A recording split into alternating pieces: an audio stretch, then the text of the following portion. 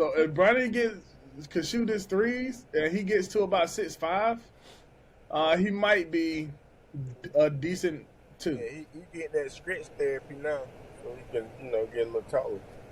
You pick women, yeah. That's what I did to my penis.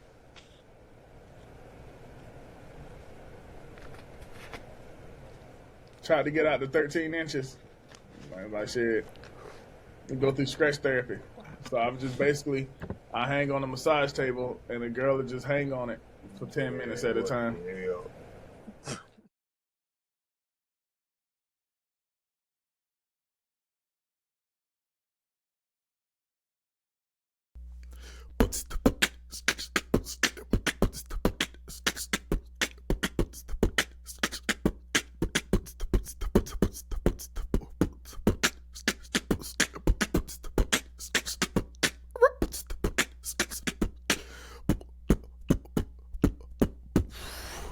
Freestyle Friday. Good morning, evening, or afternoon. You're listening to Freestyle Friday on the Distraction Network. I have my homeboy, DJ. That's what you like to be called? Junior DJ, yeah, pretty much any of that works for me. My homeboy, Junior DJ, he's a junior DJ. There you go. Okay. So I have to start off. Cheers. Start off. I get the smooth stuff. I chase it. And this is coffee today. Oh, okay. Coffee's for hustlers. Yeah. All day. So I put it's a couple of things that I don't do that much anymore. I know coffee is bad for me. Soda's bad. Yeah. Like my metabolism just go. Absolutely.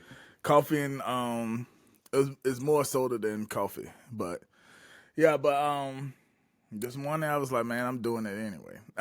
I got some little silk creamer yesterday. I was like, man, I'm about to do that. Cause I had to hit that shit out. It's gotta be black. Straight black. I'll put it in a minute, just straight black off. I do not like coffee like I like my women. My coffee got to be mixed with something. It can't be black. I'm bitter. I'm a bitter soul. So. Yeah. You want to put the mic up a little bit more? Yeah, absolutely. I ain't trying to waste another interview. Yeah, But how you been? So a little background though. We've been friends for. I think we met back in Before pandemic, like 18, right? Yeah, 2018. I think is what Yeah. comes to mind for me. Yeah. Over there at the job site. Mm-hmm. And just immediately, you know what I mean? Just kindred spirits. Yeah. We Yeah. What it was. I went over there to meet Ronnie, Yeah. and then I saw you out there. I was like, this nigga cool I too. think I tried to spit something too, right? Right when you showed up, I was like, "Yo, you gotta hear this." I was spitting something Yeah. funny or something. Nah, like it was you and somebody else on the side. Yeah. Yeah, you was it wasn't Ronnie, cause Ronnie came out there with his yeah. Yeah, man. Okay. I'm gonna go back in. And you and somebody else was just spitting on the side. You was spitting, and they was hyping you up. Oh, who was it? And then you said something. I went in producer mode. I was like, "Oh, you should have said it like this." It was like, Yeah. I think I ended up changing the lyric for that. yeah, it was good. It was good. Yeah. Yeah. But DJ, he's a spitter. He is a producer. How long you been rapping? Oh man, I've been making songs. The first song I ever recorded was back in my mom's house. My best friend at the time. His name's Major, but pretty much I was 19? Major Pain, sir. Yeah, absolutely. Me and him are still good though, you know. It's not one of those things like that, you know what I mean. But I tend to keep people at a distance, if you will, sometimes. So. The extroverted introvert. Yeah, I love people from a distance, sort of thing. I'm like that. I actually I had a friend come over yesterday. A friend came over to the house yesterday I haven't seen in 7 years. The last time I saw him, he helped me move into one of my houses. Last time I saw him in 2017. And it's funny because in my head, we speak all the time. Right. But then I look down at my phone. I be like, man, I ain't spoke to this dude in like a year and a half. Right. And then we had like 4 or 5 separate times where I would look down.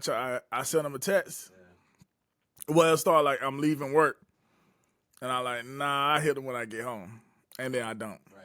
So that happened like 3 days in a row. And I was like, fuck that. I sit down in the parking lot. I text him. He hit me up. We have a good conversation for like 2 or 3 days, but I never go see him. He never come see me or nothing like that. Yeah, But him and my wife like were like friends and stuff like that. So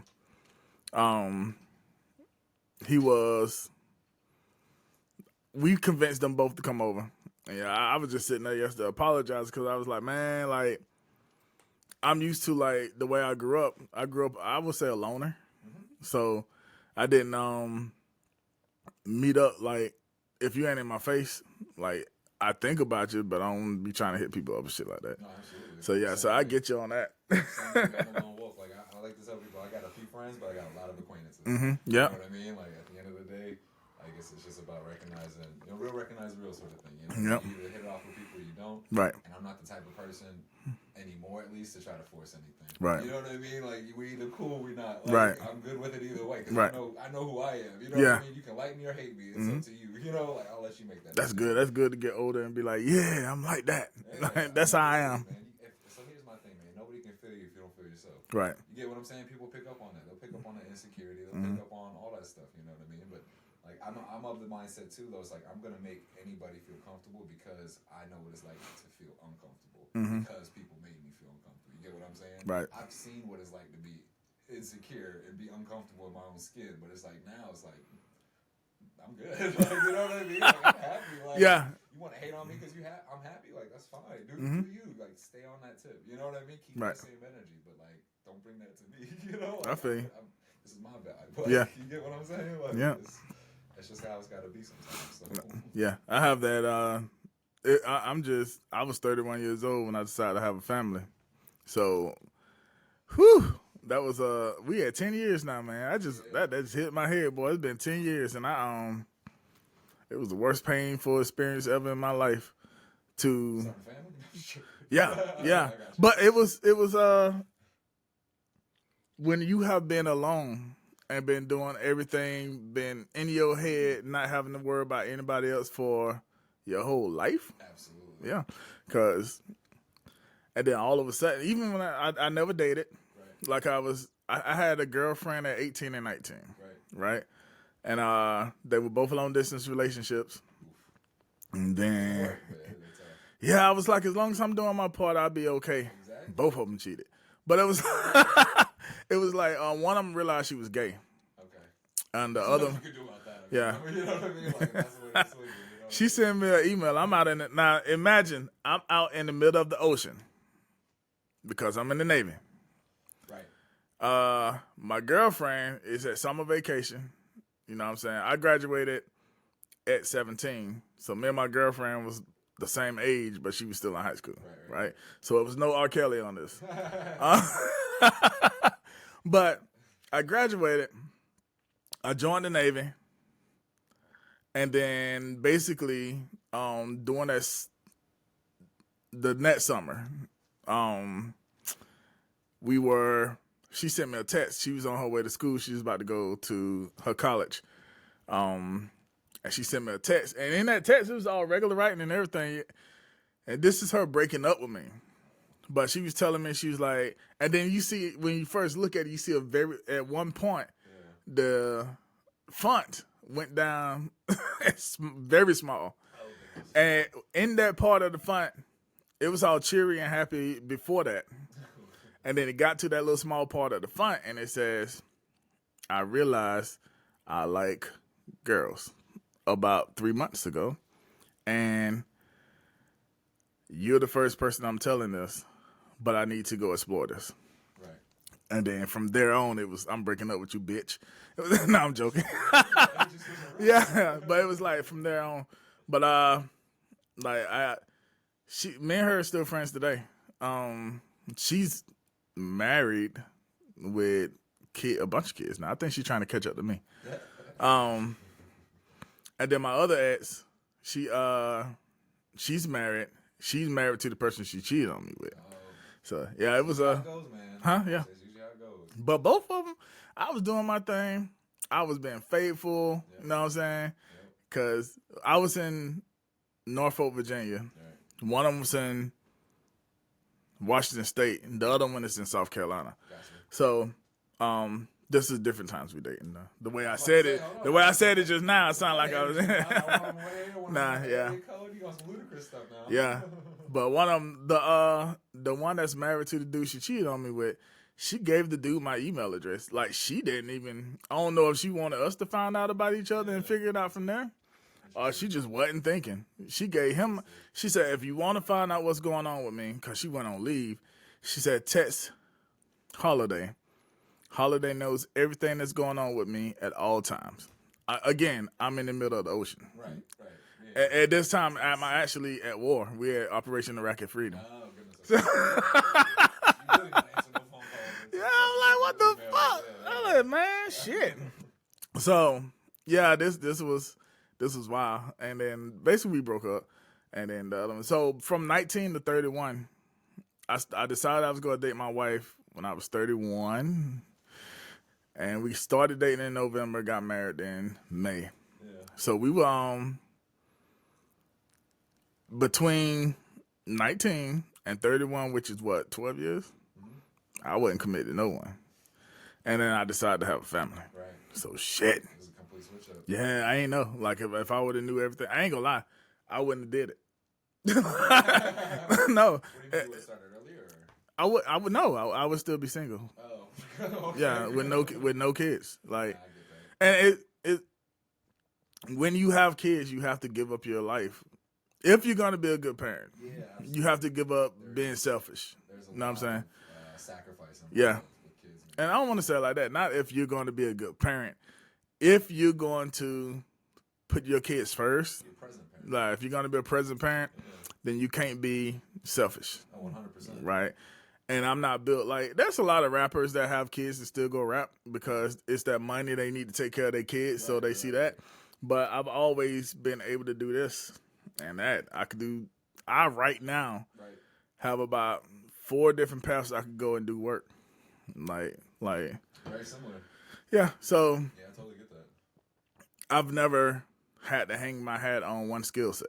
Right. You know what I'm saying? That's probably why I'm not famous now. Jack of all trades. Yeah. Stretch too thin, man. Stretch too Yeah. thin. Jack of all trades and a master of one. That's why I say now, because I have a master's degree. There's more to that stuff. It's funny you say that, man, because my story was a little bit kind of almost polar opposite. So I had my son at 19, actually. Mm-hmm. So, high school sweetheart, baby mama, love her to death. I had some ups and downs for 14 years, you know what I mean? We're at a place now where we're trying to reestablish some new norms. Mm-hmm. But yeah, it was very much so like I had to get to work. I had to full ride to Clemson. You get what I'm saying? You too? Yeah, I had to full ride to Clemson. So, like, Wait, what year? I started at Clemson. What was it? 2011, I think it was. 2010. Okay, I would have been long gone by then. Yeah. I mean, like it was what? I think I was top 10%, top 5% of my class. So I had the Palmetto Fellow Scholarship, all that stuff from South Carolina, and I was about to go to school, go do my thing, and then of course, we ended up splitting up, and then let's just say I couldn't let go. You know what I mean? And so wintertime comes around, end up getting her pregnant, find out she's pregnant.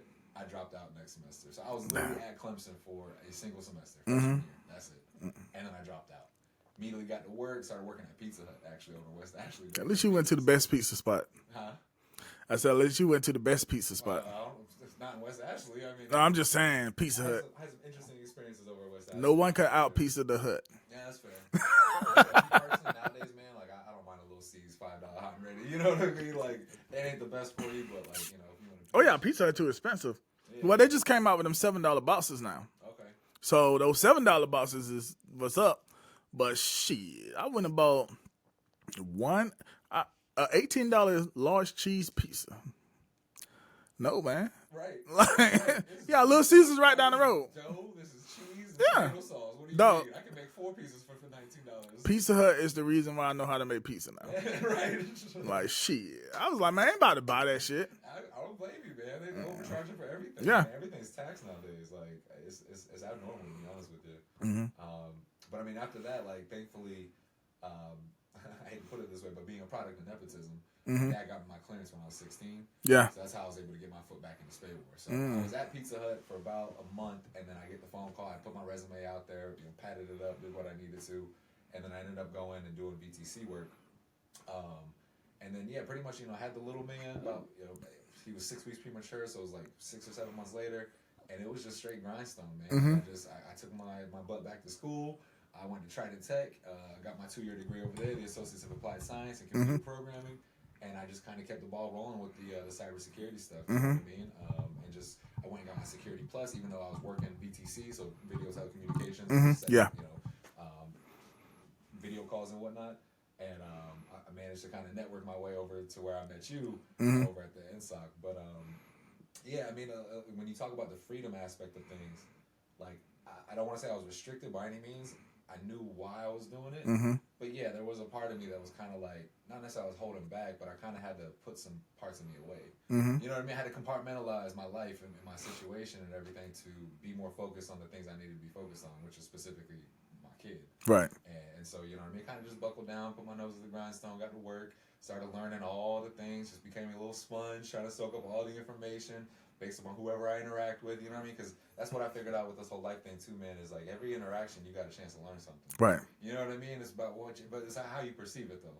Like you can have a situation where your ego gets challenged and you can take away from that, man, I hate that person for making me feel that way or think that way. And it's just like, well, yeah, you feel that way, but what are you thinking now? Are you thinking a little different? You know what I mean? Did they kind of get you to open your eyes to something a little different? Yeah. So I was just a sponge for 10 plus years. You know what I mean? Just trying to move around, network, talk to people, figure out all the things, figure out my niche, and it was well worth it. You know what I mean? I was able to kind of, through that, I feel like with my little man especially, I was able to kind of really foster a good foundation for him to where he can flourish. You know what I mean? So he wasn't worried about anything, and that I could literally have these teaching moments with him and guide him in some aspects. You know what I mean? So like I don't say by any I don't live my life with regrets. Everything happens for a reason. You know what I mean? So like those were life lessons, and I'll tell you something too, man. Like having kids,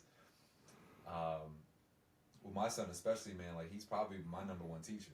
You get what I'm saying? I learn more about me and about the world from him than I have from a lot of people. You get what I'm saying? Like there's a lot of influential people in your life if you look around, and some people don't even realize how they've influenced you. You know what I mean? Like it could just be one single interaction, but like working and being with my son throughout his entire life has really allowed me to kind of stay grounded and really just understand the big picture, I guess. You know what I mean? That we got issues, but like it's up to us to deal with those issues and then not create those issues for our kids. You know what I mean? So we really have taken a lot. He's 12 now, so from what 19 to what 33? I'm 30 or 32 now. It was young whippersnapper. No, I don't know about all that. I mean, I feel young, I guess. You know what I mean? Like I'm feeling.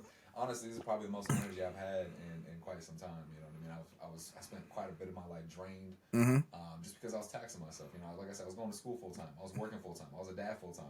You know what I mean? I was sitting there coaching my Our life has really switched up now because I'm doing all that stuff now. And people see it when they look at me now too. People see it when they look at me now too. They be like, "What the fuck is wrong?" Stay around your kids, man. Yeah, I do that though. I do that. Stay around your kids, man. As selfish as it sounds, like, you know what I mean? You're doing them a favor, you're doing yourself a favor. Like, be with your family. You know what I mean? Like, be with your family. And just recognize, you know, and here's the flip side of that, right?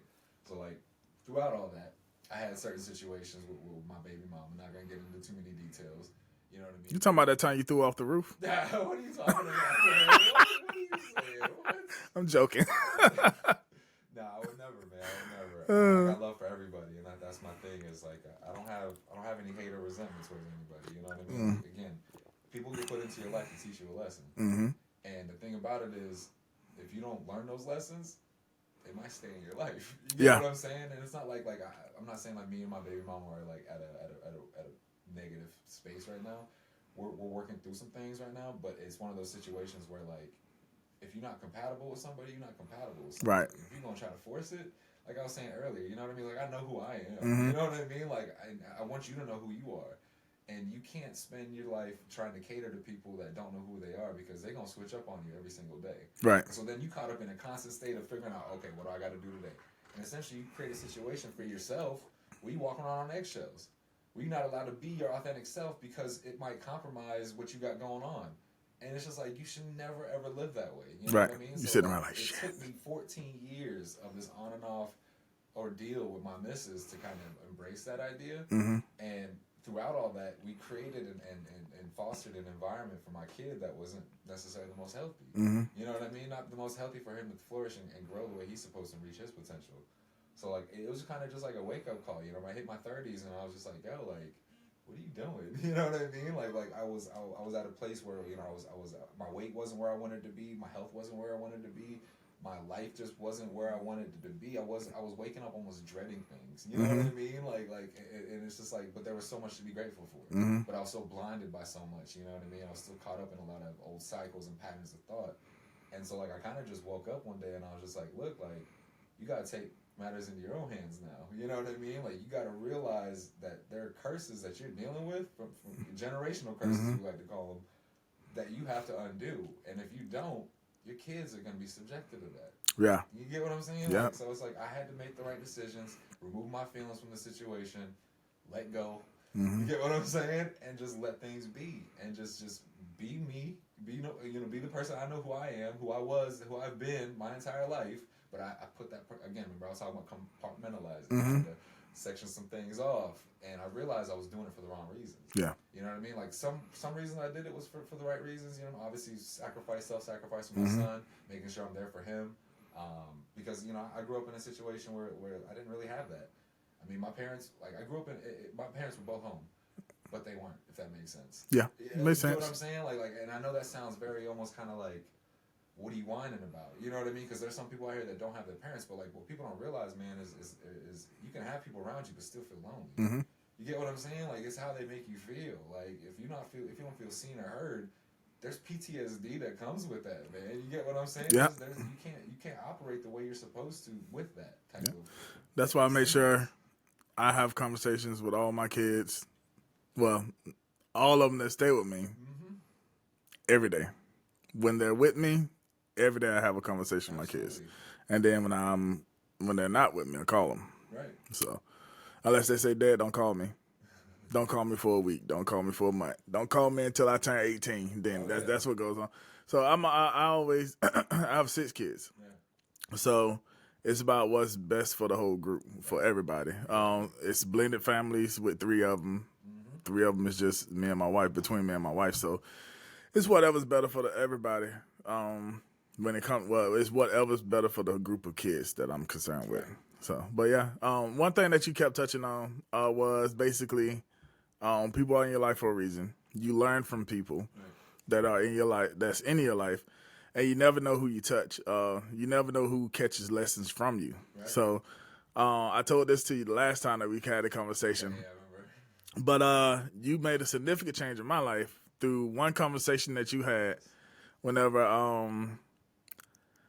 I was joking with you about Asians, right? And you snapped on me. And it was like in a jokingly snapping way, but I could tell that it was serious because when it comes to stuff like that, when you want to let people know they crossed the line, the best way to do it is through joking, right? So you let me know that I crossed the line.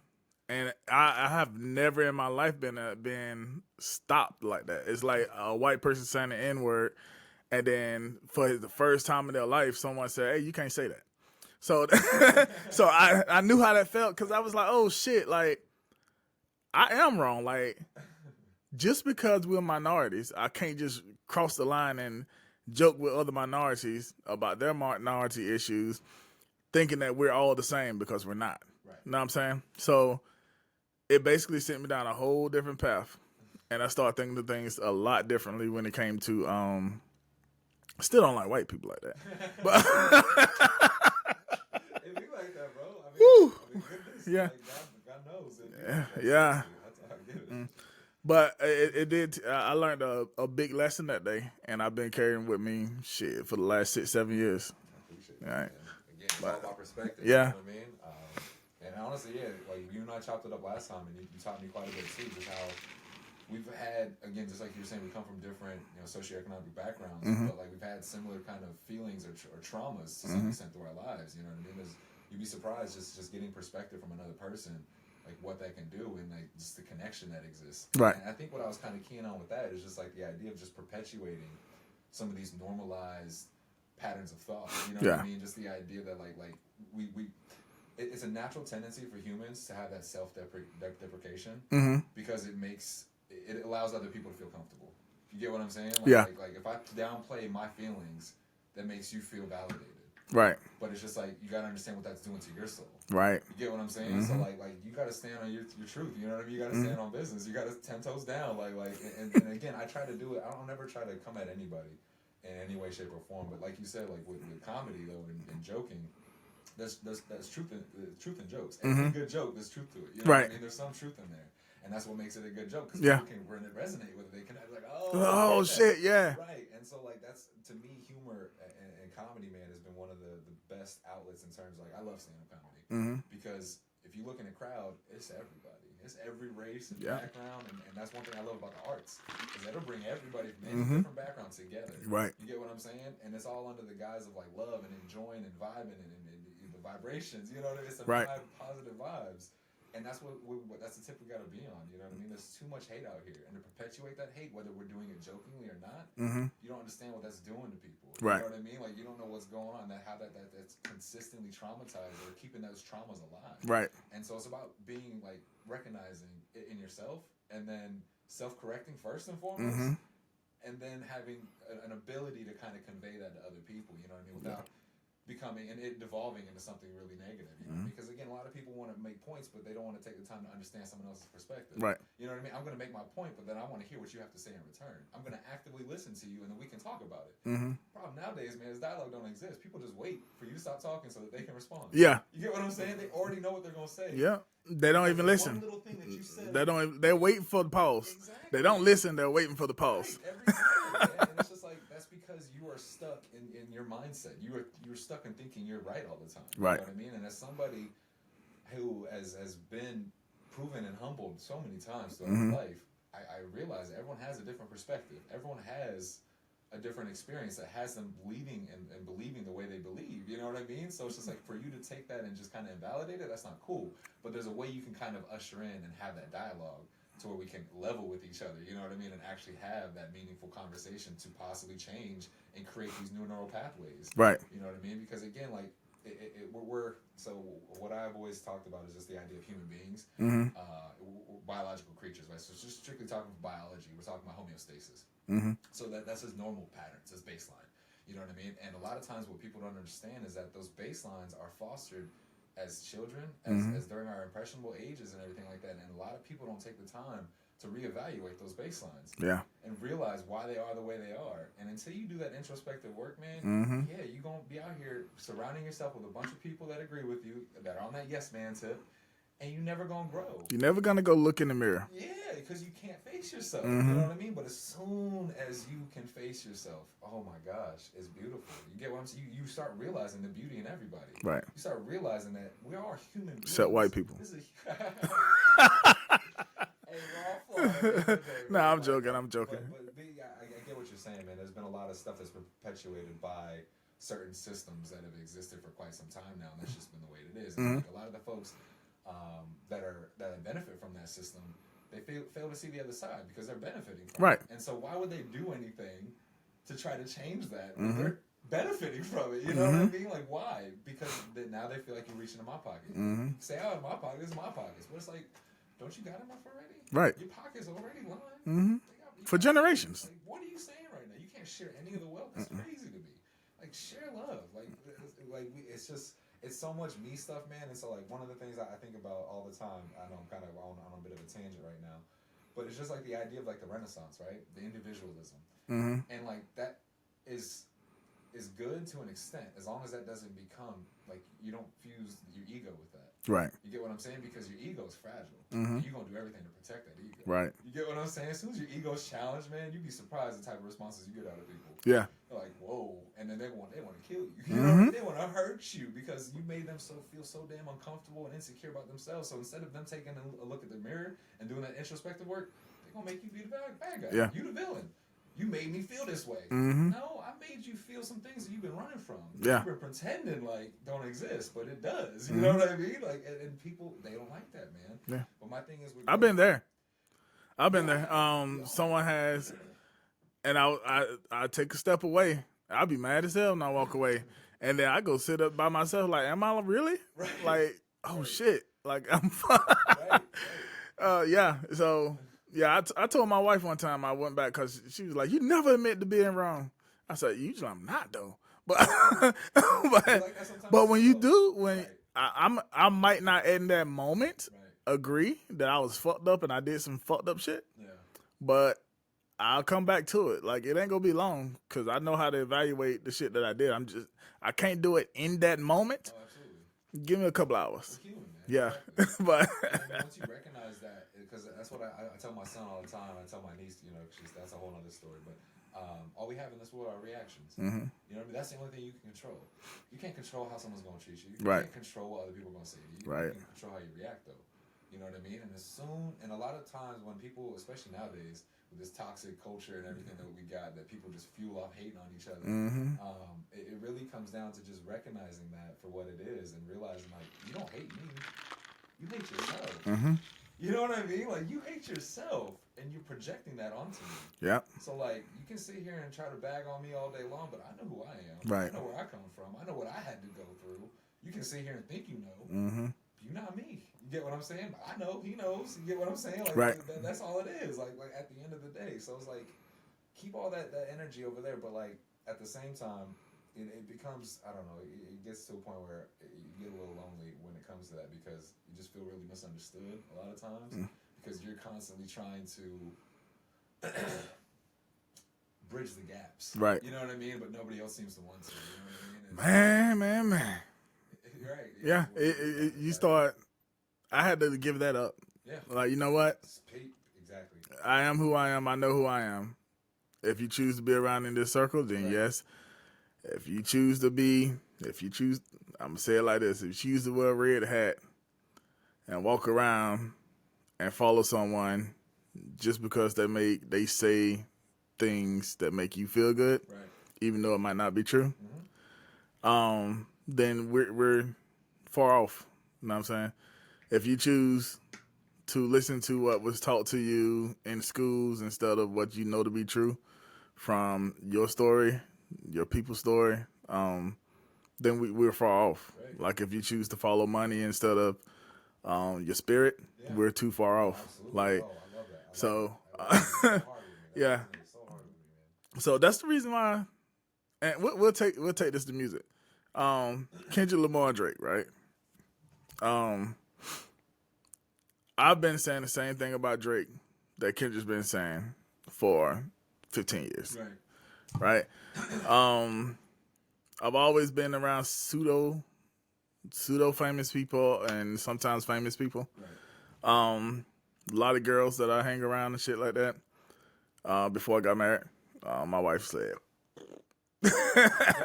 yeah. But numbers at your phone. yeah. How about now? Yeah. You know what I mean? So we so I've known people that been to Drake parties. And I even mentioned a while back I went to a party. I did not go to a Diddy party, but I've been to a party that Diddy came to. Okay. Yeah. So I was just stick to Drake though. I knew he was having a bunch of parties with underage girls, and I was like, "Yo, that shit funky." Right. I didn't like his emo rap shit. Yeah. I can't listen to that shit. That shit make I feel like a bitch if I'm listening to that shit. Anyway, but if it's like you're from Canada, I know how people from Canada talk. Right. I know how you talk when you was on the Degrassi. Right. Why you sounding like you from Atlanta now? Why you sound like a nigga now? Like a nigga like from America. Like, so to hear people say that shit, and it wasn't because, and I'm gonna say it just like this, like, you know Drake's religion. I ain't even about to go back deep in that shit right there. But you could just figure it out for yourself. The first place he went and got accepted at was New York. Right. Like, other than going to Cash Money. Yeah. During the time that he did his, what you call that shit? The radio host. I forgot who that radio host is. Anyway, but you can find it on the internet. He does a freestyle on a radio show, reading it through his phone, right? Everybody does it now. Right. But in 2008, your freestyle is being read through a phone. Right. Like, nobody did that shit. Right. Like, that should have just shut him down right there. But it didn't. Right. So something's going on in the background. Yeah. Like, nobody goes on and read their freestyles to beats. So that was telling me right there, something's wrong. Something's different. Something's going on. You know what I'm saying? But in New York, I don't give a shit about nothing but money. Right. You know what I'm saying? That their morals run behind money. Chicago, same shit. Now, I equate people from down south. It's not so. You get two different types of people from down south. You got people that follow spirit. You got people that follow money. Yeah. A lot of time when it comes to church and shit like that, even though that's a spiritual place, it's about money. Oh, 100%. In the South, most of your spiritual people, they've in the South, in their 20s and late teens and stuff, they part of the 5% centers, Nation of Gods and Earths. They're from like the streets. The streets are more spiritual. Right. The churches and all that is more financial. Oh, yeah. So it's a man-made building. Yeah. You get what I'm saying? Yeah. Like, it's a man-made building. And you gotta understand that for what that is. Even though church and state is not supposed to be connected, it is Right. a privilege of the state to be connected to a church. Mm-hmm. But think about churches getting tax cuts. Right. You get what I'm saying? Like, yeah, like what separates the church and state? Oh, go. Mm-hmm. Right? You know, okay, go on with that shit. Like, but you see a lot of people from the South connect really heavy with the West Coast because West Coast is about morals. They're about their spirit. They're about all that stuff. Like, being a good person. Yeah, it's about being a good person. Because being a good person, money ain't gonna save you. Period. You could be popped off. Because again, we talk about the gangs and shit from over there, but all that shit stemmed from the Black Panthers. That shit stemmed from morals and everything like that. So you think about Bloods, right? Right. You think about I look at this acronym. I don't remember where I read it from or where I heard it from. It's brotherly love overcomes our destruction. Mm-hmm. You get what I'm saying? And then I forget what the Crips is, but there's an acronym for that Yep. one too. You know what I mean? Like community revolt in progress or something. Mm-hmm. Something like that. Yeah, you get what I'm saying? So it's just like yeah, people, but people demonize it. Right. Because they want you to be scared of it. They want you to avoid it. Mm-hmm. They don't want you to understand the tenets behind it and why it was necessary. Yeah. You get what I'm saying? Like, that's what I love about people is they will push you and push you and push you. And then whenever you react, they want to act brand new. Why are you acting? Why are you doing that? Right? Why are you freaking out at me? What do you mean? Because You've been subjecting my community to this type of treatment for however long, and then you're just going to expect us to just stand down and just bow down and take it? Yeah. Like, now we're responding. Now you got an issue. Now Yeah. we're the issue. Mm-hmm. Now we're the villain. Now we're changing your perspective. Yeah. Now we're the villain. We're making you uncomfortable with your narrative. Mm-hmm. Interesting. first thing they do is let's villainize the person that the opposite side. Right. You know what I'm saying? Chavez sat on George Floyd's throat, the back of his neck for 29 minutes and some change. 28 minutes and some change. The first thing they're saying, he was high and he stole money. For what, though? That he can't control that man sitting on his neck. Like, that man sat on his neck. He said he couldn't breathe. And he didn't move. He just sat there with his, man, I would have shot that dude. Like, I'm a firm believer, if a policeman is doing something wrong, kill that motherfucker. Like, Wrong is wrong, right? yeah. It don't matter who it is. I don't care if you got a badge. Exactly. Yeah, Right? I don't care if you got. And there's people that's been around me, around cops, and the way I treated cops that was very surprised. I don't. Wrong is wrong, though. Like, I would die. I don't give a shit about that. Like, I have kids now, and let me see. Yeah, I had kids the last time I disrespected the cop because he tried to disrespect me. Right. Yeah, so it is as soon even Zimmerman. He goes off and kills a teenage boy. He got his ass whooped, though. And then shoots the dude because he gets his ass whooped and he was mad. And then they find a reason to... It's a 16-year-old boy. You know what I'm saying? I'm a firm believer also that no kid should be in juvenile. Like, even if them motherfuckers kill somebody, maybe you have to go put them in a detention, put them in a home, something like that. You need to, especially when it comes to teenagers, retrain their brains. Rehab them people. And we're not built on rehab. This is not a rehab nation. This is a let's find a way to get free labor nation. You know what I'm saying? So. Back to music, I got a song that I'm gonna come out with here soon. It's called "Praying." It covers a lot of different aspects about that. You know what I mean? Just how they set up the system, and then they set it up to benefit off of it, off of your destruction, off of your mishaps, off of your mistakes, and they keep you in a state of mind to where you will continue to make those mistakes. Yeah. You get what I'm saying? Until you get some perspective and you get some knowledge under you, and then it's like, okay, now I know how to move. And now, you know what I mean? But it's not enough because they've got us brainwashed, bro. They got us mind controlled. And it's just like, we living in the Matrix. You get what I'm saying? Like, America, to me, is probably one of the biggest, like, science experiments when it comes to psychology. Yeah. You know what I mean? Like, because they subject people to certain situations. And it's almost like there's like a guy with a clipboard, and he's just over here taking notes. Okay, so they did this. Yeah. Let's do this next time. You get what I'm saying? Like, it's weird, bro. Like, it feels really kind of just off. Like, it doesn't feel right anymore. Right. And you know about the LSD shit back in the 70s, 80s, And that's the 70s? beauty of it. You go look some of this shit up, and it's like, oh, wow, some of them conspiracy theories that we used to label as crazy, which I don't even want to get into that. Dave Chappelle covered it the best. I hate using the word crazy because it's dismissive. This person's crazy. So I don't understand. Like, they're not crazy. They're just in a sick environment. You get what I'm saying? Right. Like, there's a reason why they are the way they are. But nobody wants to take the time to understand that. Try to understand that, Yeah. So it's just weird stuff like that, man, that has just created this environment where it's a lot of just disconnect, and nobody feels connected anymore. We got social media and all this other stuff. No one asks why. Connected, bro. Like, I'm on social media right now, but do you know about my phone situation? So I think you dropped it, or the pool. Did you know I switched to a dumb phone? Yeah, I heard you. But I was going to switch to a dumb phone anyway. It just quickened that up by, so I would have had a smartphone. So there's a phone out called the Light phone. And y'all better send me some money. Even though it's a phone out called the Light phone. The first iteration of that Light phone was basically you could only talk on it, I think. Light Phone 2 gave you the ability to text, and then they also gave you the ability to use podcasts and music, but that's it. Right. Period. Light Phone 3 is going to come out. Still no social. Well, let me rephrase that. I was going to get a Light Phone 2. The Light Phone 2 went out of stock, and it was coming back in stock June 15th, right? So June 15th, I was going to get my Light Phone 2. Memorial Day weekend is when my phone got fucked up.